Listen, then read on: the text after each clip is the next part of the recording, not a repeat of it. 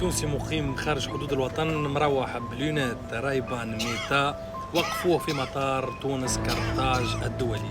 إلى متى إلى متى إلى متى؟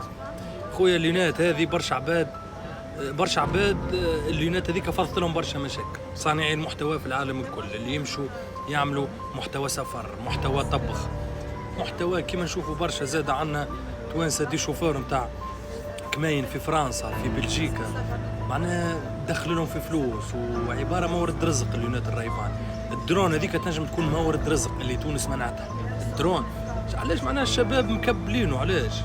هذيك الشباب ينجم يدخل فلوس بالحاجات هذوك، بالرايبان وبالدرون وبالباي بال وبالكروت البنكيه وبالحسابات البنكيه بالدولار وبالاورو.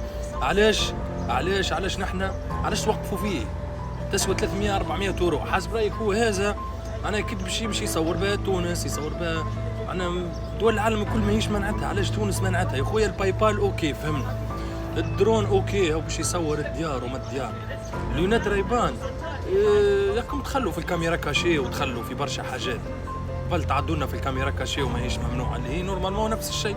كاميرا كاشي اللي قبل في رمضان نضحكوا عليها اسافوار مخدومه ولا مش مخدومه، اما بالقانون اللي تسعوا فيه تو ممنوع الكاميرا كاشي. سايبونا خويا الدرونات وخلي الدنيا تاكل بعضها، وسايبوا الشباب خلي يبدع، سايبوا الرايبان، سايبوا الليناتات، سايبوا الباي بال، سايبوا كل شيء. الشاب التونسي حاجكم بالعمله الصعبه، سايب هذوما تدخل لك العمله الصعبه.